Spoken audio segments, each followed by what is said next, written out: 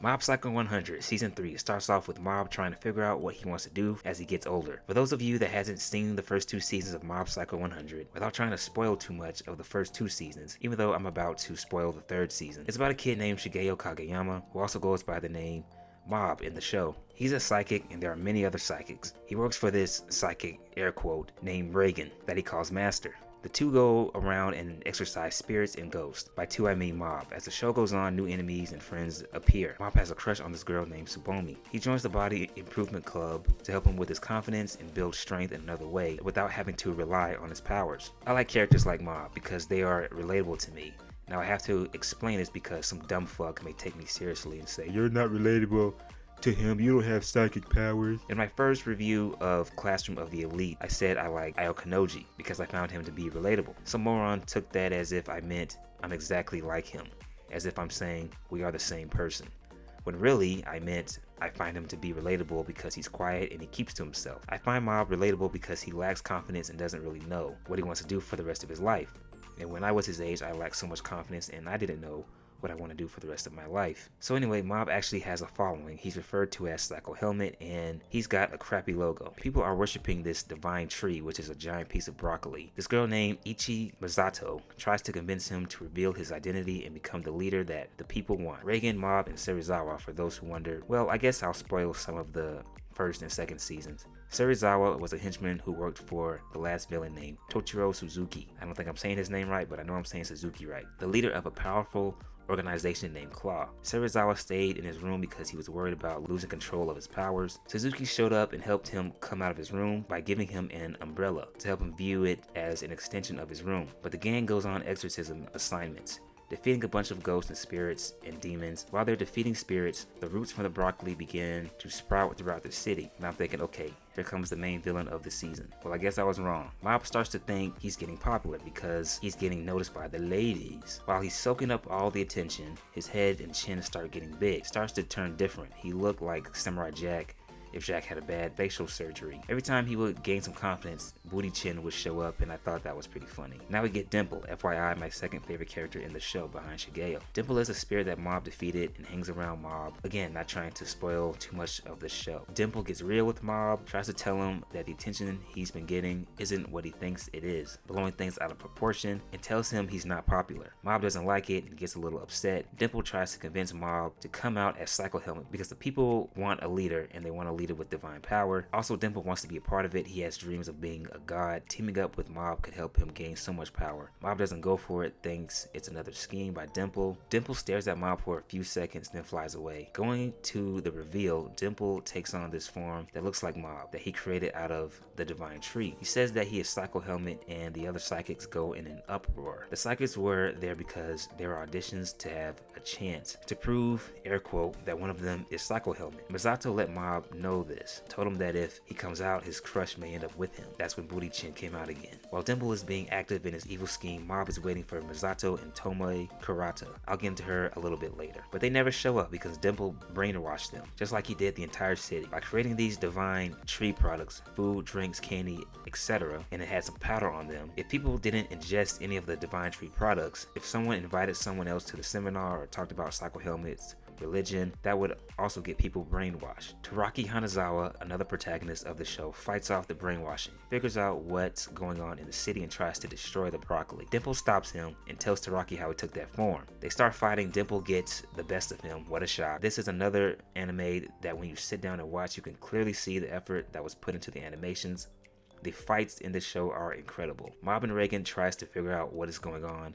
Reagan's plan is to destroy the broccoli, have Mob lift it out of the ground, carry it to the ocean, and sink it. Mob mentions that it feels as if they are being watched, which they were. The two go and find Mob's brother Ritsu to help out. He also has psychic powers. Eventually, Ritsu and Reagan ends up getting brainwashed. Mob goes to the divine tree to confront Dimple. Dimple tells Mob how he was able to brainwash everyone in the city, tells Mob that he is basically giving him everything that he wants, including Tsubomi, and nothing but divine happiness. Of course, Mob doesn't go for it, and both of them start fighting. While the battle has been going on, Dimple thinks he has the upper hand. The tree has been absorbing Mob's energy. But Mob still displays he has a lot of power left. He begins smacking Dimple around. Dimple starts taking things seriously, turns into God Dimple, which is sort of like Frieza's God form or golden form, but with like red cheeks and a bit fruitier. He hits he hits Mob with everything that he has. Dimple is aware that the damage he's inflicting on him isn't enough to finish Mob. During the battle, Mob mentions that the words and actions of Dimple are fake, and what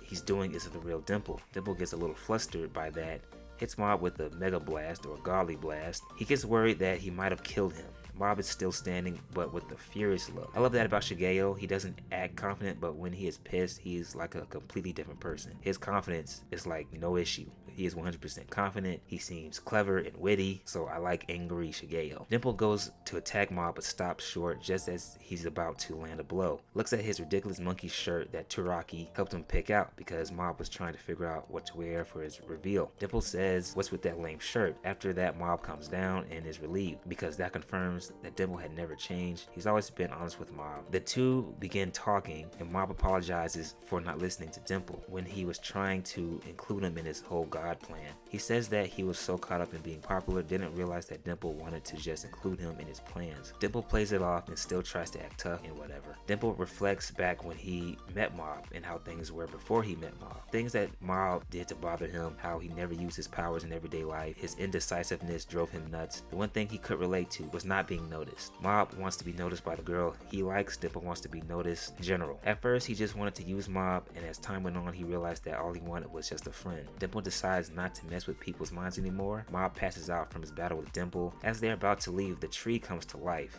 It takes on that mob-like form that Dimple created. It had its own consciousness because of the feelings that came from Dimple and the people he brainwashed. So the tree, or the broccoli, starts creating a bunch of clones. Dimple fights them off as long as he could. Mob wakes up and Dimple uses his brainwashing powers on Mob, tells him to walk out. While Mob is walking out, he keeps turning around. He sees Dimple in his little green ghost form, but really he's severely damaged, missing a leg and an arm. Once Mob walks out, the tree eats Dimple, and then he sacrifices himself and destroys the tree. Mob sees what happens on the news and realizes what Dimple did. Couldn't remember what happened, but he knew that Dimple was gone. Mob cries in his bed and that little arc ends. I thought this was fantastic. I love the whole Dimple scheme, him trying to take over the world and become a god from start to finish. Revisiting Dimple's motives that he had from the start, it seemed to me that it might have been forgotten as he completely dropped his true motive for being around Mob. At one point, I started to think, what would happen if Dimple betrays Mob and everybody? Will Mob end up killing Dimple?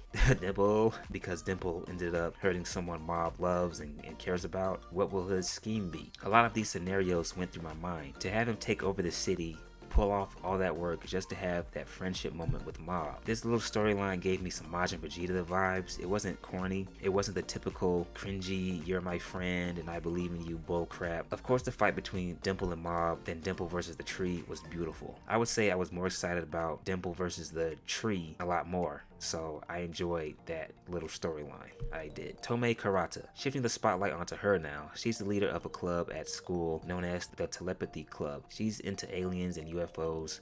Tomei believes they are out there and she would like to communicate with one. So she tells her friends that the club is disbanding because she will be graduating. So will another of the club members. She expects more of a reaction out of the other members, but instead they give her a nonchalant reaction. She asks, will they think about some of the memories that they had, and they think about video games and eating junk food. You know, they chatted, made each other laugh and stuff, but that's not what she meant. So she starts crying and then eventually gets up and leaves the room and says that the club is disbanded, and the members feel bad and realize how serious she was about communicating with telepaths. Her friends take it upon themselves and try to communicate with a telepath. They go to Mob and Ritsu. Ritsu suggests these two other psychics could help them out. They can send a signal out into space that only telepaths can hear. Everyone goes back to the club. With the help of Mob, they send out a signal. While they are in there, a former member named Takenaka shows up and you find out that he is a psychic as well. Goodness gracious, everybody has powers. He can read people's minds, talk to them through telepathy. After that, they get in touch with Tomei, gets her to meet up with them so they can take her to Mount Mudboat. They go to the top and do some rituals. Eventually, aliens come down. Aliens show up, and these aliens had big pretty eyes and they were pink and tall. Everybody goes to their ship and they party and hang out with the aliens. So there you go. Tomei got her wish and she met some alien. I didn't care too much for this, but I didn't hate it because it was another part of the show. It was another storyline that was going on in the show. I'll give them credit for putting forth the effort to shine some light on Tomei, kind of seeing a little bit more of her character and along with her friends' characters, and see how they come together and help her out. So Tomei got to meet some aliens, so there you go. Now we're at the home stretch. Mob's teacher mentions to the class that Tsubomi will be moving. Mob starts to panic because he thinks about asking her out, which is understandable. When you're a boy, you're his age, girls can be terrifying. You like to look at them, you like them, but you're also afraid of them. Yeah, talking to a girl can feel like you're about to go on a roller coaster for the first time. The problem with that is that every guy in school wants to ask her out as well. They all form a line outside asking her out. She rejects them all. I hate seeing this in anime when there's a guy and he likes a girl and he's damn near willing to let her step all over his face just so he can go on a date with her. I hate that they have the guys be so needy and dumb and desperate, and the girl just, you know, is kind of like whatever. Probably has some sadness for the dude. Anyway, Mob calls Tsubomi, tells her she wants her to meet at the park. The next day, he's on the way to the park, gets some flowers, a bouquet of flowers. He's at this crosswalk. This kid is standing next to him listening to music, playing a video game. This cat almost gets hit by a car. He stops the car with his powers, but the kid starts walking into the road. Mob doesn't have time to react to use his powers, so he pushes him out of the way. He gets hit by the car, and then all hell breaks loose. His powers that he tries to keep under control, they get stronger and they get much worse when he's triggered by rage. Mob hates his hidden powers because he accidentally hurt his brother one day when they were little, which explains why he doesn't necessarily show a whole lot of emotion, because his powers seem to get stronger when his emotions are out of control or when he gets a bit too emotional. So he tries to suppress his emotions and so he can keep his powers in check. Once he gets hit by the vehicle, his powers activate through sheer will to meet Tsubomi. His powers take over and he pushes forward to meet Tsubomi. And while he's walking to the park, he's leaving a massive trail of destruction. It causes too much of a panic that other psychics have to step in and help, including psychics like Suzuki, the former boss of Claw, some of the psychics who used to work for Claw. Ritsu steps in. Obviously Teruki. Ritsu, Mob's younger brother, steps in to try and stop him. He's been afraid of his brother for quite some time because he saw that form that he was taking, and at first he wanted psychic powers because he was afraid of him, and then as he tries to stop him, he realizes that he wants psychic powers, I would say, to help his big brother, because back then he's saying to himself he just wanted to talk to him, talk things out. He would be so happy and fun to be around, but then that accident happened and he tried to shut his emotions off and he doesn't like it. So I would say he realized that powers that he has was for it to help his bigger brother. And he also yells out that he wants to be the little brother that Mob can talk to. I still don't know what he did, but I think he tried to get through Mob with his words and his feelings. I'm still trying to figure out what he did, because after he got brushed to the side, he said, I hope that was enough. As the psychics in the Body Improvement Club, stepped in and tried to stop Mob as well. Mob is watching what's going on the outside from the inside this whole time. While on the inside, I'm still trying to understand this. I don't know if it's his powers or it's his personality, or it's like his, his dark side to sum it all up. I don't know if it's like his dark side, but I'll stick with powers. I think his powers kind of come to life. They take form of Mob. I'm sure someone will correct me. Well, actually, it's his inner self. I'm gonna stick with powers. And if it's not, then go ahead and write it in the comment section or type it in the comment section. His powers start talking to him, and at first it's his outline, which I thought was pretty cool. His powers start telling him that he's not the real Shigeo, he's the real Shigeo. He tells him why he fell in love with Tsubomi, because he never mistreated him. She always showed him kindness, and when he stopped using his powers, that was a big mistake. So his powers fell in love with Tsubomi, and the reason why he was able to take control of Mob's body when he was unconscious was the will to meet Tsubomi. As he's talking to Mob, he's chipping away, and the pieces that's falling off of Mob are falling on to Shigeo. Once Mob disappears, Shigeo takes complete control, and Reagan shows up and tries to stop Mob. And while he's trying to stop Mob, he's getting flown around and tossed around, and he's hitting concrete, and he looks like he's about to die. But then the song from the intro of the first season starts playing, 99, and I got excited. I was like, here we go. Here we go. So Reagan gets back up. He starts running towards Mob. He almost gets there, and then he fails, but he gets in front of Mob. Mob's about to attack him. He blocks his attack, and he starts displaying psychic powers. So I'm thinking to myself, okay, has he had powers this whole time? Am I going to find out as to why he's been saying that he doesn't have psychic powers? But he didn't have psychic powers, so that stayed true. It was Dimple. He took control of Reagan, which would explain him getting tossed around and him being able to get back up, because he was hitting concrete pretty hard, and he's just a normal human. So I mean, he does have some psychic ability. He can see Dimple, he can see spirits, but still, he should be dead. So he knew that Dimple was there, and he possessed him before he went after him. So I was like, Dimple's back. Hell yeah. Reagan asks Dimple to leave his body, and then Reagan tells Mob the truth, that he's never had psychic powers. Everything that he's been telling him was basically horseshit, and that he was using him the whole time. And then Reagan gives Mob a lesson, tells him that everybody has another side, and he despises his side sometimes, but his lying nature, him bring Mob into his life, and he tells Mob to just accept himself, accept his other side, and he'll be fine. So Shigeo is struggling with this, and Mob comes back, and he asks Shigeo to accept him, just like all of his other friends have accepted him, and he wants things to go back to the way they were. And Shigeo is basically asking him, is that what you really want? And Mob says yes. Mob and Shigeo become one, and he accepts his other side. So Mob comes back to normal. He goes to Sabomi. She rejects him. He starts crying, and it hurts him. I thought this was great. I thought it actually made sense to have Reagan be the one to stop Mob with his confession and give him some advice and some wisdom. And it wasn't the typical route of where you have another character who has powers defeat the character who's going out of control. You had just a normal person stop the character who's destroying the city with his honesty, and I like that. So after that, Mob is living his life. He's still doing the body improvement club. He's hanging out with his brother, and then him and all of his other friends and some of the other protagonists go to Reagan's office to throw him a surprise birthday party. Reagan drops the cake, tries to catch it, accidentally slips and falls face first into the cake. Mob starts laughing first, and then everybody starts laughing, and then the show ends with Mob laughing, showing some emotion, and being happy once again. And I thought that was a nice way to end the show. My overall rating for season 3 was a 9 out of 10. It was great. It was fantastic. My overall rating for the show as a whole is a 9 out of 10. This is a great show. You can tell that they put a lot of work into the animations. Almost every fight scene is an absolute treat. It is beautiful. And what I also like about the show is that it doesn't have a lot of cornball moments. I don't think it has any cornball moments. Like, there are very few animes that I've watched in my life that never really made me feel bad on the inside. Like, it didn't make me feel like this is like for a child. Naruto, for example. As great as Naruto is, and as fun as Naruto is to watch, it has a lot of cornball cringy moments. You know, that freaking, I believe in myself, and I believe in my friends, and I gain my true power from my friends and caring about my loved ones, and I'll show you the true power of the inner heart, and all this other BS. And again, it makes me feel bad inside, and I just want to turn down the TV, which I do, and make sure that no one else is around to hear this cringy BS, because I feel a little embarrassed, uncomfortable. It makes me feel uncomfortable.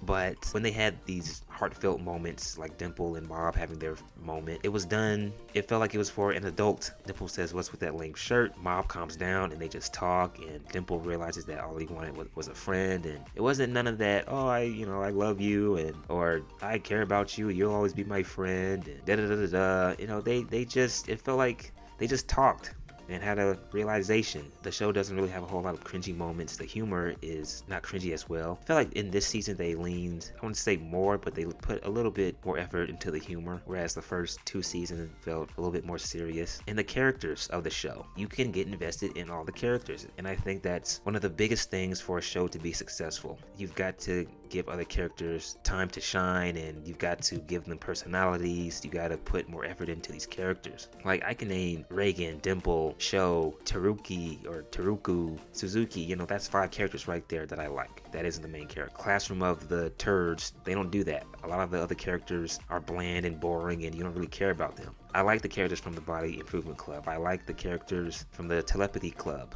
They gave Tomei Karata the spotlight. They focused on what she wanted. She wanted to meet aliens and other life forms, and they did that. And I bet people are more fans. I bet there are some people who watch the show that considers Tomei to be their favorite character. And so I'm sure that was pretty big for people who are fans of Tomei to have the focus shift to her for a little bit. So this anime is fantastic. It is an anime that is rewatchable. I'm going to rewatch it very soon, someday. I've rewatched animes like Samurai Champloo and Kill la Kill. I can't tell you how many times I've rewatched Yu Yu Hakusho. So this is an anime that is rewatchable, that you want to see again as soon as you're done watching it. My only complaint with the show before I go is the drawings of the characters. Not just the main characters or the side characters, just all the people in general. Some of the characters seem better drawn than some of the other characters. There are certain characters that you look at and you say to yourself, they probably put more effort into this character than that other character. And I would say Sabomi is probably the best character that is drawn. It seems like there was more time and effort put into her. But speaking of Tsubome, doesn't anyone think that Mob would be better off with Tomei instead of Tsubome? I just think Tomei and Mob would be a nice little couple because she's into aliens and UFOs and Mob's a psychic. So I just think it works from that aspect. So please like and subscribe. That is it. I am out.